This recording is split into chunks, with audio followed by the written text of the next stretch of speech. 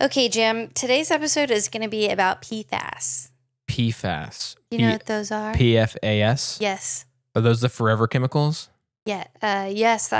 They're called forever chemicals, but also PFOA, PFOAS, Oh, yes. PFAS. I think PFOA, one of those was the one that we used in the Teflon episode. One of them we did talk about in Teflon. Okay. Yep. Okay. Yep. Yeah, so I kind of know what they are. Kind of. Yeah. But we're going to talk about them more. I was going to say we dipped our toe a little bit into the water with Teflon. Right. But we're going to revisit that because it's been 3 years. Dipped our toe into the black, poisonous water of the DuPont's alleged chemical runoff. So we're going to revisit just PFAS or PFAS in general. Okay. And first, I'm just going to talk about what they are and, why they're considered unsafe, why they're called forever chemicals, and then I'm going to talk about what I think about them as a chemist. And then I think this is going to end up being a series where we come back and talk about what they're doing to try to get rid of them, how they probably covered up that they knew they were bad, all the good stuff. Okay. So this is going to be a little bit of I think this is similar to plastic and Teflon, where it's like we're starting a saga. Okay. Sounds good. I'm in. All right. Let's get into it.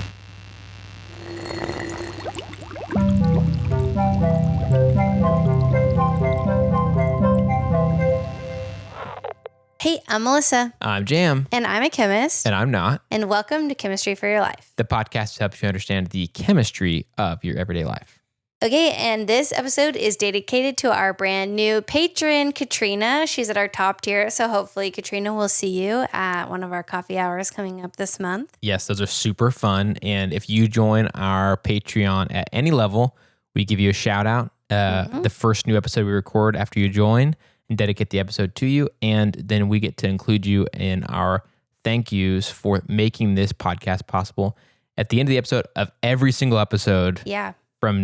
As long as you're on our Patreon. So we are really huge fans of that group of people. Thank y'all so much. And Katrina, thanks for joining our super cool community of patrons, our Chem-munity. Oh, that's good. Our Chem-munity. How did we not think of that before? I did. I think we had already. It was too lame. Yeah. It was too dad jokey. Yep. Okay, well, before we get into this episode dedicated to Katrina, I do want to talk about how serious that this topic is. Okay. And I take it really seriously, but it also is just so much information. And it's supercharged politically and maybe not politically, but like supercharged hot topic. What's the word for that? Where it's like in the news and everyone's aware of it. So annoying or no, it's like a big media or I can't remember. But it's very charged and there's lawsuits going on around it, and everybody who writes about it has an angle. Like I listened to a podcast from a chemistry company about these things, and it was just slanted to be the best, most optimistic light, Right. And so it is hard to get really good perspectives on it. Okay. Yeah, that makes sense. A lot of money involved, a lot of people who stand to either benefit or be very hurt. Yes. And their business bottom lines being affected in some way. Yeah, and human lives at stake in some cases. 100%. And please, none of you who have a lot of power and influence and money and lawyers, please don't come for us. We're just a little podcast. So, and this is all alleged. Yes. And I linked to the original sources. So there you go. Nice. And I did try to stick to Chemistry and Engineering News, Royal Society Chemistry's Chemistry World. The American Chemical Society has a YouTube channel called Reactions that usually has really good information. And then, some primary sources, but those do a good job of distilling it down to a level that I can take it in. Right. And those are super legit, like organizations. We've used them a ton. So many, if you look through our resources, Melissa's research includes them on a regular basis because they're so solid.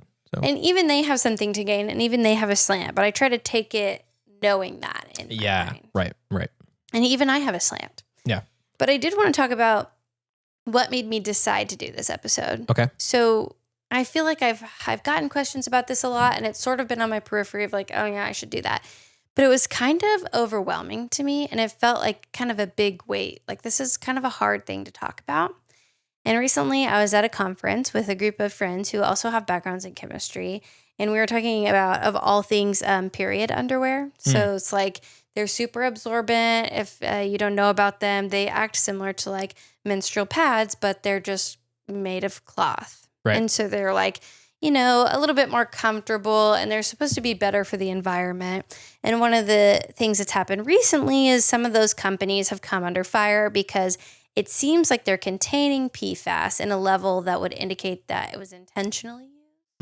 Not just like some random trace of it or something like that. Yes. Got it. But they had claimed that there weren't any toxic chemicals. So the people buying them bought them because they were supposed to be a more environmentally friendly option. But then there's these chemicals in it that have this really bad rap. And so there's this whole big lawsuit settlement thing that happened. Right. And so that was how it came up. Okay. And in that conversation, one of my friends, Sarah, said, you should do an episode on this. And I was like, this is so overwhelming. How could I even process that to put it on an episode? And then I thought, if I feel that way and we're all chemists in this conversation, I can't really even think about how people without a background in chemistry might feel. Right. And then I thought, it's really important now that I do this. Yeah, definitely. Especially if that is circulating around right now and people are in this situation where they're like, I'm trying to make sense of this without really having any background at all. Yeah. But it matters to me because it's like, I need to buy products for I need to be informed by this. And I've maybe either been duped by saying there's no toxic things or whatever. Yeah. Or somebody I know has. It's like, it feels suddenly like very relatable. Yes. And not just like a interesting science tidbit or whatever. Yeah, definitely. So that's why I decided to do this episode. But I just think it's important to share that I do feel a little unqualified, and I feel like I can only work with the information I have right now, which we talk about a lot. Right. And that is subject to change. So I kind of feel like you have to give this little preamble of, even though I am an expert, I have a master's degree in organic chemistry and, went on to get my PhD in chemistry education. It's like, I'm an expert, but I can only know so much as a human. Right. You didn't make these underwear or make PFAS or any of those. You don't have like this like deep dive insider knowledge of it. Yes. So you're having to, Yeah. And I have purchased those underwear before and wondered, like, how do these work? And I never got a satisfying answer. So I'm kind of not surprised.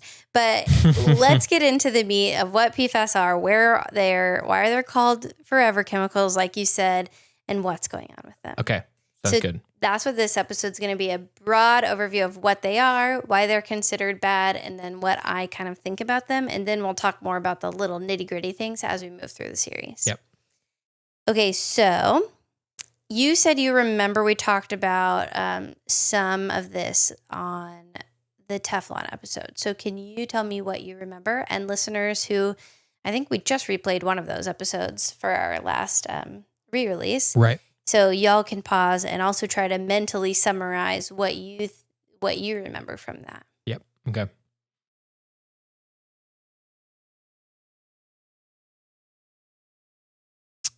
So I remember us talking about, you said your question was specifically what are PFAS, right?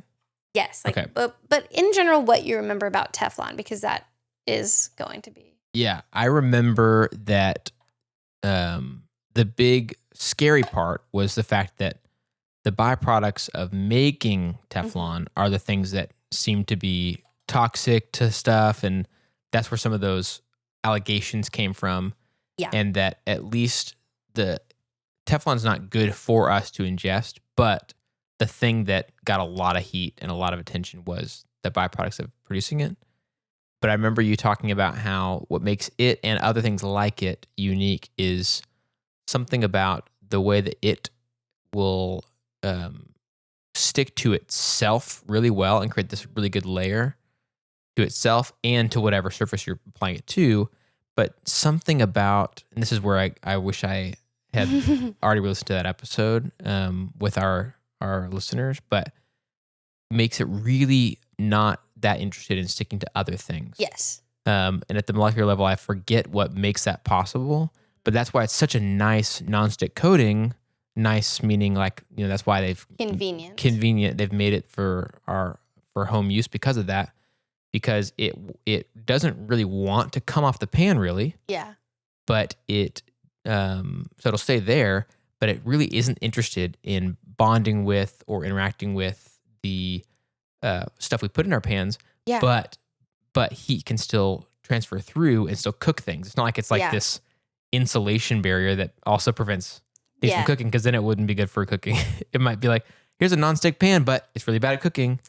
So that's the gist of what I remember. Do you remember anything about the chemical structure of it? What is it? It's okay if you don't. Is it a polymer? It's always a polymer. Yep. Yeah. It's a polymer. So that was a really good, I think, summary of some of the properties that make PFAS desirable. Is they're in general recognized by chemists as being not really reactive. So they're good for waterproofing, they're oil and grease resistant. But let's talk about the underlying structure, and then we'll talk about the properties. Okay, cool. So I want to say first that this is a huge class of molecules. And some experts say that we can't just group them all together because they can be so different that some might be safer than others and some might have different properties than others.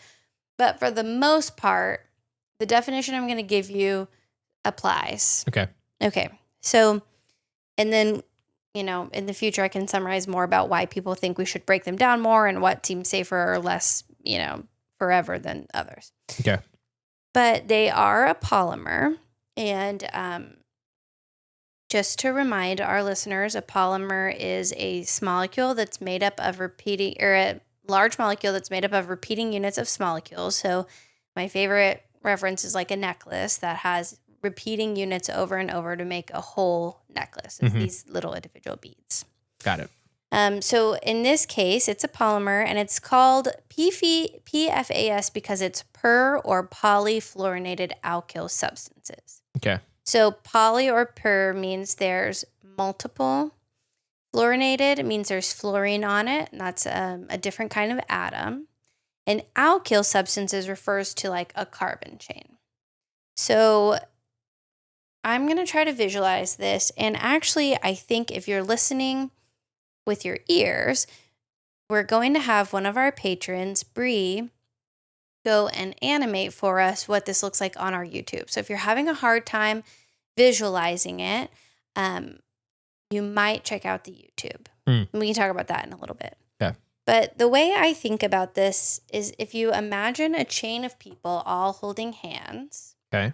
There's a long chain of people. Each one of those people is a carbon atom, right? And so they have two arms, and they're taken up by making this chain. Okay. Now imagine each of them also has two more arms, like maybe one sticking out of their chest and one sticking out of their back. Okay. So you have, Bri's not going to animate this. This isn't the part. It's the actual atoms. So if you had all these people holding hands in a chain, two of their hands would be taken up by holding onto other hands. Quote unquote bonding to other, of their same thing, other carbon atoms. Okay. And then two of the hands would be free to do something else. Okay. So in a normal hydrocarbon chain where you have a carbon that repeats over and over, they're bonded to each other in a long chain. So the 4 bonds that carbon can make, 2 of them are taken up in this chain, but there are 2 other spaces that it could be bonded to something else. And typically that's either another carbon or another hydrogen or maybe some oxygen in the chains that we call hydrocarbons. Okay. We've talked about that a lot before. Right. But in the case of per or polyfluorinated atoms, instead of those being hydrogens, per or polyfluorinated substances, instead of those being hydrogen atoms, they swap them out for fluorine atoms. Okay. So that's the big difference. So the alkyl is the carbon chain. Okay. And then the per or polyfluorinated is the spots that have fluorine instead of hydrogen. Okay. So Teflon, if I remember correctly, is a chain of carbon atoms, and both of those 2 other spots that it could bond are both taken up with fluorine. So it's just carbon with 2 fluorines, and that unit repeats over and over and over and over and over again. But other PFAS could have branches where it's not just a straight line of carbon, but there could be, carbon coming off with 3 more fluorines off of it, or with long, big branching sections. You could replace one of the carbons with an oxygen atom in the chain. There's a lot of different little variations or little iterations that you could do that ultimately have very similar properties, but are different compounds. Right. So there are thousands of PFAS. Okay. And this has to be made, right? I mean, is it pretty uncommon for this to occur in nature where the fluorine is there instead of hydrogen? So PFAS are man-made. Okay. But I don't know if that's, carbons have to be bonded to fluorine sometimes. Somewhere, yeah. But I don't know about are there big polymers with that happening a lot in nature? Not that I can think of, but that doesn't mean that they don't exist. Right. Okay. Got it. And the other thing I was going to say is we've talked about polymers a lot on here. So we know, even from talking about silicone, that if they're shorter or longer, the chains could act differently. Or if they're cross-linked to each other or not, chains can act differently. So that's kind of part of what makes this intimidating, is the scope of PFAS is literally thousands of different chemicals. But also, I think each of those chemicals would have different iterations of how they could be used in manufacturing. So that's what a PFAS is. Okay. And hopefully our patron Bri is going to be able to make a meaningful visualization of this and have some lots of PFAS on the screen, maybe. We're trying to partner with her. She reached out to us because she loves science communication as much as we do, and also because she really cares about this podcast, and she's also a scientific artist. She's a digital artist who focuses on science. Nice. And she has a background in science. And so she could do the drawings of the chemical concepts really well and accurately because of that background. And so we really want to support her and thank her for taking the time to do that. So please, please, please go check her out. She's at McAllister Bri on Twitter. Or you can go to her ArtStation, it's Entropic, but the O is a 0. Entropic.artstation.com. And we'll also link to that. Nice.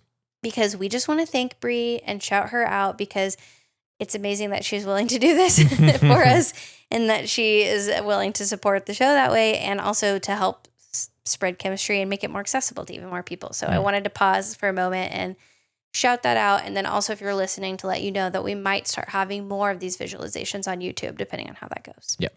Sweet. So that's the basic idea of a PFAS. And I want you to explain that back to me as well as you can. And then we're going to talk about, why they're supposed to be so helpful, what their properties are, why they're called forever. Okay. So a typical sort of a common thing we talked about a bunch is a hydrocarbon chain. And that would normally be carbons linking arms. They're typical arms as we do, normal 2-arm situation. But then they have a front arm and a back arm, sort of. Yeah. And those arms typically would be bonded to hydrogen. Or other carbons. Yeah. But we would see this happen frequently with carbon and hydrogen bind together, creating some shape, some molecule. And that occurs all the time in nature. Got it. Okay. And then in the case of PFAS, at some point we figured out that if instead of doing the hydrogens, we could do fluorine instead. Yes. That the properties end up being different. There's some benefits to it. It's a totally different deal, still being a polymer, but being a totally, there's some benefits to that. And there's a lot of different structures within that category. Instead of just one long chain, you could have branches off where it kind of becomes a different shape, but still is including carbons and fluorines as the major player and linking in that similar way. Perfect. Okay. So you'd mentioned that they have some properties that make them valuable. They are water, heat, oil, and corrosion resistant. That's crazy. It's crazy. Is this fluorine just this super resistant element that is, as soon as you put it in there, it's sorry. So fluorine does have a special property of being the most electronegative element. So what that means is when it's in a bonding situation, it likes to pull the electron density as much to itself as possible. Uh-huh. And one resource that I read indicated that the nature of that makes it to where the carbons and fluorines are connected really well. And that makes it harder to break down. That makes it inert. That makes everybody happy. So that's essentially. But it isn't so different from plastic. I mean, plastic, isn't heat resistant, but it is water resistant, Right. And so I think, and there's some plastics that they don't really break down in oil either. So I think part of it is also just the polymer nature of them. But so that's a good question. I do think that electronegativity of the fluorine probably plays a role. Yeah. We use them in fire extinguishers. We use them in raincoats. So if you have a waterproof raincoat, you very likely have some PFAS in your house. Yeah. And on a lot of waterproof fabrics, which is why they're coming up as being in reusable period products. There are also some in one-time use period products that I read some about as well. But they also are a lot of times on fast food wrappers. So if you have a really greasy burger and it's not letting that oil come through, it's because it's very convenient to have a layer on it that is oil resistant. Right. It's crazy too. The other day we were having a small plumbing thing kind of swapped out on our pool stuff. And the guy I was talking to, the repair guy, was talking about what he'd done and what some parts he still needed to get. And he said, and we'll put some Teflon on that and blah, blah, blah. And just one of the tubes of one of the things that they use to seal things and stuff, they just call it Teflon. Yeah. That's just their term. That's doesn't say that on the tube, obviously. Yeah. That's just the term that they've used for a long time. And I was like, oh, makes sense. It's resistant to stuff. It's not going to react and it can seal and be, I guess in this case, it's not trying to seal oil in, but water. Yeah. But still, it's got all these. They're water resistant too. Yeah. Not wanting to react to stuff thing that makes it perfect for that. But I was I wanted to be could you use is there a cast iron version of this you could use? Just kidding. Nope. And that is, I think, the problem is they're so useful. And so they very rapidly became used in a number of different settings. And we talked about with Teflon that they were suspicious that things were happening as byproducts of Teflon. But it seems like maybe they also might be suspicious that things were happening with PFAS as well, the actual PFAS. Yeah. So we're going to talk more about that next week. But what I found about PFAS that makes them a little bit more insidious than plastic is that they can bind to proteins in our blood. And so they can stay in our body for longer than a lot of other chemicals that we ingest. So I found a source that said it's, some of my sources said 2 to 4 years. And another one of my sources says that they could last for decades in our system. Wow. And so that would mean that a very low level of contamination of PFAS in our water systems, if we're consistently drinking it, for example, you don't need a lot to have a high concentration in your body and long-term exposure. So that's what makes them really insidious. But similar to plastics, all this ability to not break down very much over time, that is what makes them useful, but that's also what makes them hard to get rid of. So that's why they're called forever chemicals. Right. Because they last, quote unquote, forever in our body, but also they take a long time to break down in nature. Got it. And they do sometimes degrade, but also their degradation products are concerning for our health too. Yeah. So that's not great. It's crazy how their strength, the thing that made them appealing and interesting and why people decided to develop them and stuff like that, is also the big problem. It's this doesn't break down.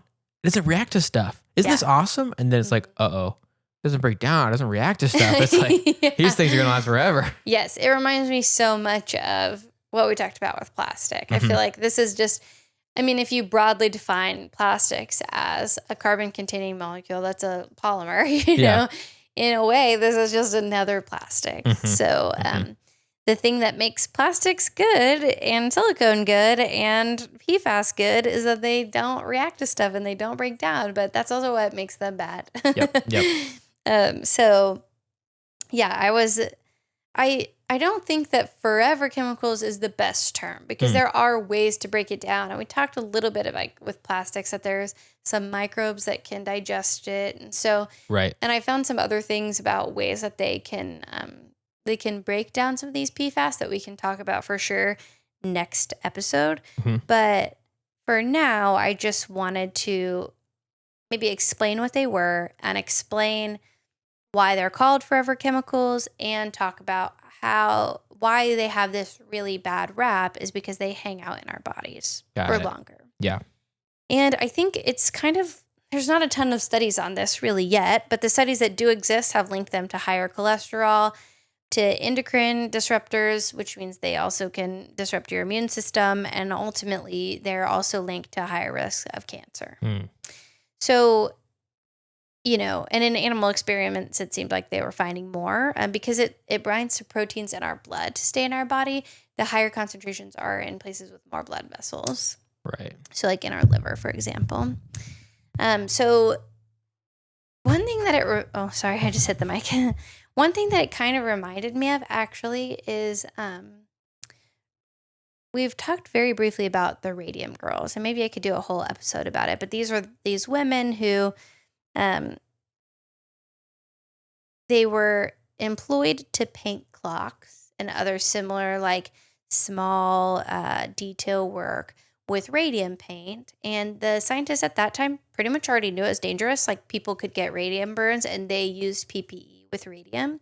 But the amount of radium in the paint was so small that it was considered harmless. And I think that might be a little bit of the slant that we put on PFAS is, there's not very much in our environment. And I have heard on the podcast I listened to from the chemical company, they said, really low levels of this that we don't super have to worry about. And you're like, yeah, really low levels. But if low levels can find a place to hang out in your body and keep exposing you, that's really scary. Right. And that's what happened with the Radium Girls is they were ingesting this radium, when they were using a technique called lip pointing to get the brushes as fine as possible, Right. And so they were ingesting radium and it acted like calcium and found places to hang out in their bones.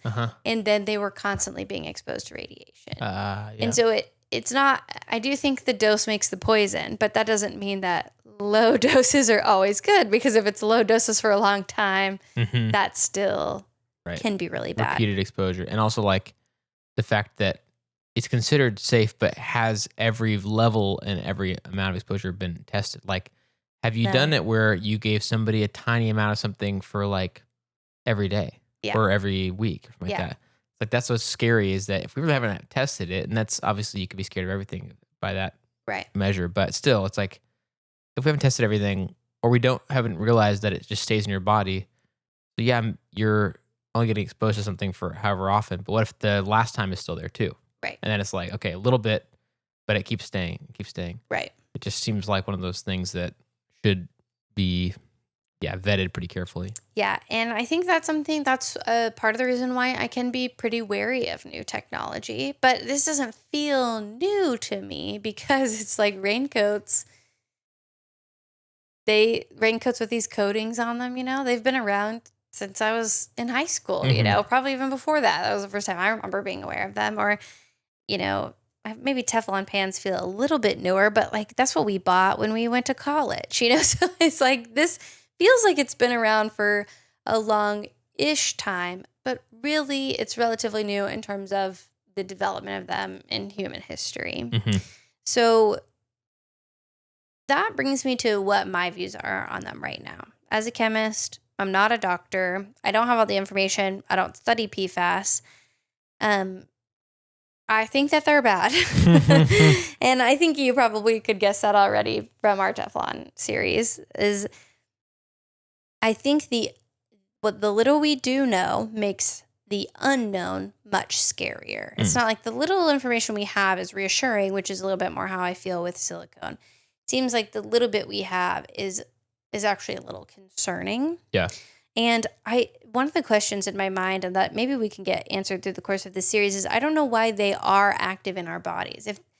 why they're binding to these proteins in our blood, because they're relatively inert, which I think is why they became so widespread so quickly, is people thought these are inert, they must be bioinactive, which is also what we think with silicone. Hopefully that stays true. Yeah. But they're not bioinert. So I think that is not a good sign. And seeing someone in my life have cancer and die from it, it is really scary. Yeah. So the idea that it could make you higher risk for cancer is scary to me. The flip side of that is they're everywhere. Right. So realistically, this is very scary to me, but I don't know how to mitigate that. Right. It's something that I think is really challenging. And it's why it's kind of been hard for me to want to take this topic on, because, I can do things like avoid Teflon in my home and try to eat out have like fast food burger wrappers less, or identify sources of PFAS that I might be ingesting other than water, because I have to drink water, and try to avoid them. And that's something that I can do, partially because I have the knowledge and I have the finances. But for other people, fast food, burger wrappers, other coated packages that things from leaking out is a much more affordable option. Yeah. And so what recommendation do you make to those people? Right. Yeah, it's not just like an easy, hey, swap this out for something equal and better, but the same price. Easily accessible. Yeah. So that's something that is hard for me to think about. And I think it should be hard for lots of people to think about. Yeah. I think that chemists this is a little bit of the dark side of chemistry again, but also it's like, well, you guys made this, so you better figure it out.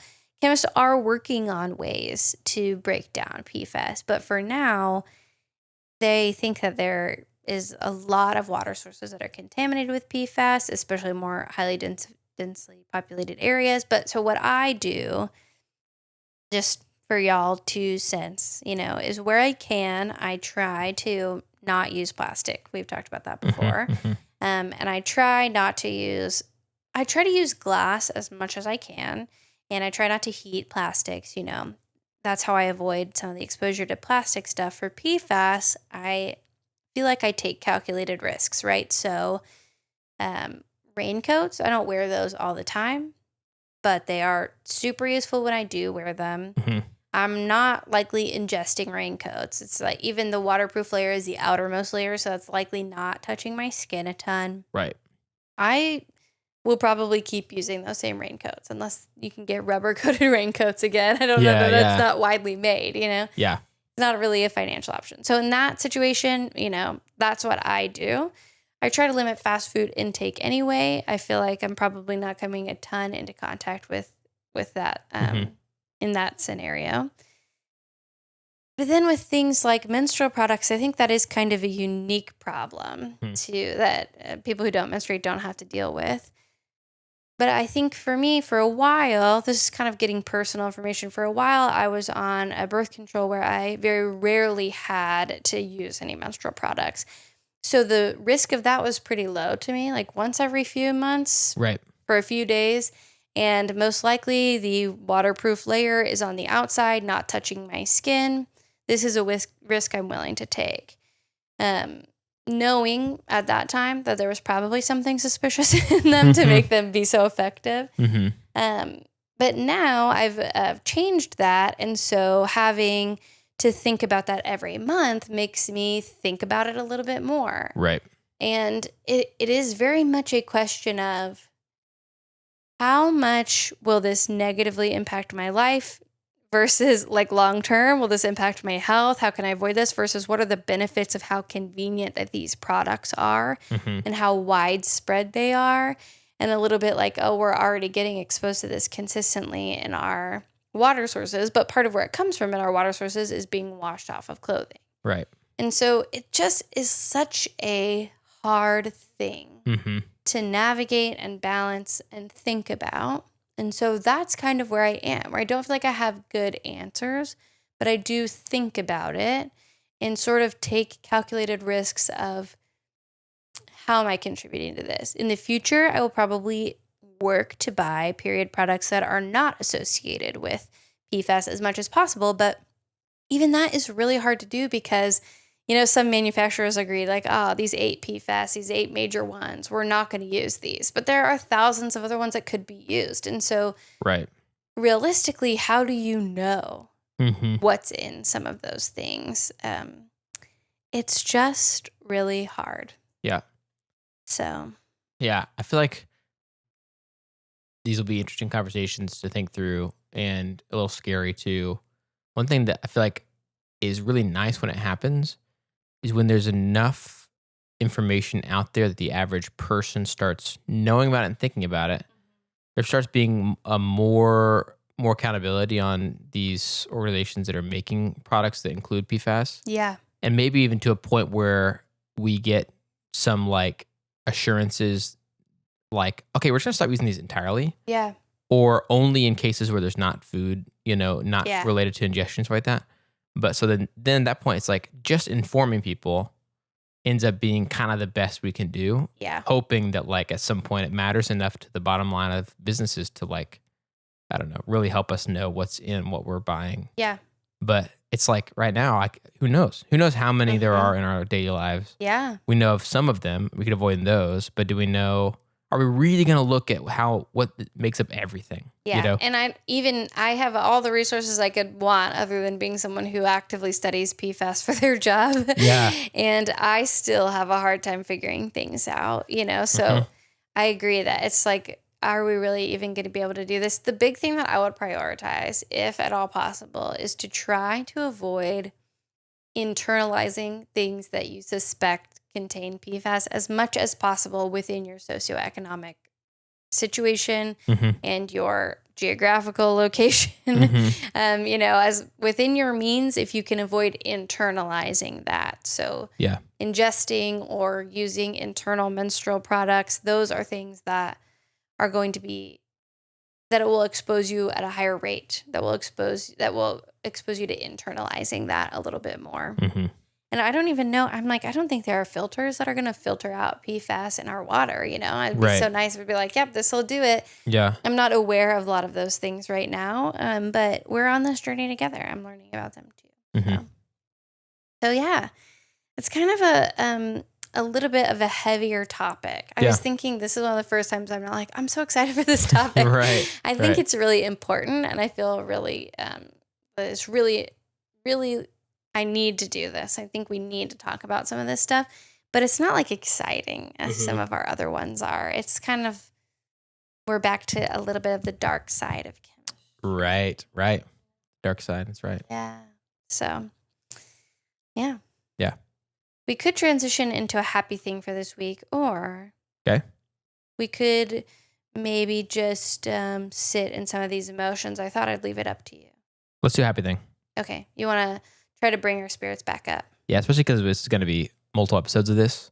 So we are going to be sitting in our feelings. That's a good point. That is a good point. So, yeah. Okay, so all of our listeners, if you're feeling a little bit sad right now, pause, think of a happy thing. You can message it to us once you're not driving your car or whatever you're doing. And we'd love to hear it. But for now, Jim, what's your happy thing? So I alluded to this one last week, but I wanted to share about something different then. So I'll share about it this time. But last weekend, my older brother and my mom came and visited us and just hung out for the weekend. And we just did a bunch of stuff. Like we had a few things planned we had to do, and then they just joined us for some of those things. And then we got to do some fun stuff with them and catch up. And one of the things we did on Saturday was we went to the little water park here in town. Oh yeah, and with that the thing's kids. so cute. Yeah, it's cute. It's fun, and the kids had a lot of fun, and we did too. And so that was really cool. And just got to eat some good food and hang out together and stuff. And I hadn't hung out with my mom had come a couple months ago, and then I saw my brother briefly a couple months before that, or maybe a month before that. But they hadn't both come and hung out here. It's a different vibe. Different vibe with both of them. That was really fun. So yeah, really enjoyed that. And I had to work on some stuff at one point, but then and my mom and brother were watching My Big Fat Greek Wedding, and I was working on something on the dining table nearby, and it was just kind of fun having things going on in the house, and having a full house for a little bit was pretty fun. So, yeah. Well, my happy thing is also family related. Nice. I don't think I shared this last week. You already know about it. Mm-hmm. But so I got my new car and I've been driving it around a lot because I have a brand new nephew. Nice. He's so cute and he's so little. And and it's nice to have a safe car that I can drive back and forth. They live about an hour away. And so I've been going over there a little bit more and just like looking at him. He's so peaceful and sweet. Just looking at babies just gives you endorphins a lot of times. Totally. And then we've also been able to hang out with my nephew more. You're the older nephew. Yeah, right. My other nephew. I'm not used to that yet. Because, it's a hard transition. In the first 4 to 5 years of your life, you were the only one. Right. And now suddenly, I think there's a lot of emotions associated with the fact that not only is there someone else around, but it is a very demanding someone else. Right. you right. know? Yeah. It's hard. It takes a lot of the attention off you. And he's old enough to be definitely aware of that transition's happening. Yeah. Yeah. Totally. That's hard. It's hard. But cool. You get to hang out with him and that you have a new nephew too. So yes. So that's my happy thing. It's very exciting. A sweet new little baby. And also, I have really enjoyed getting to drive my car to go visit them. Yeah. Put some miles on it. Yeah. Nice. Put to good use. Yeah. And thanks for encouraging us to get a hybrid because I get better gas mileage on that thing. I'm a big hybrid fan. Yeah. Yep. So thanks, Jam, for that. And thanks also for, for just looking at and thinking about PFAS for a little with me.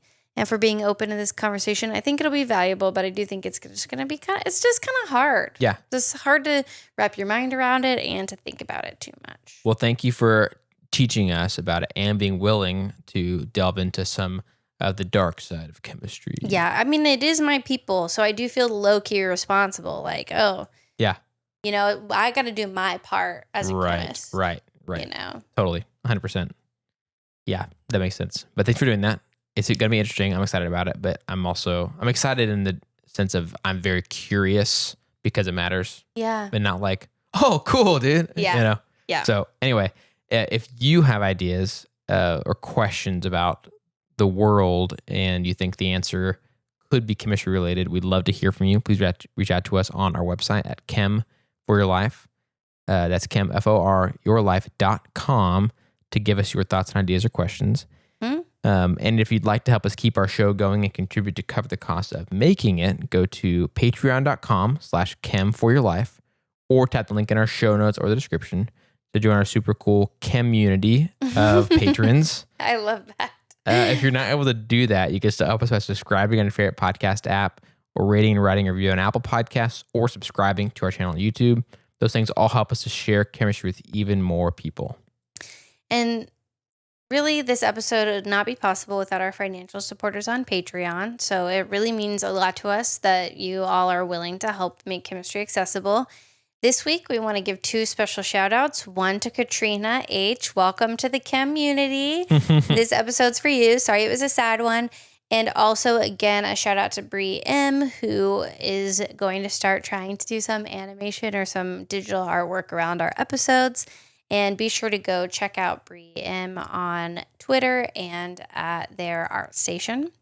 And then we also want to shout out Chelsea, who works with PFAS as well, one of our patrons. So works testing for PFAS, or at least she did a while ago.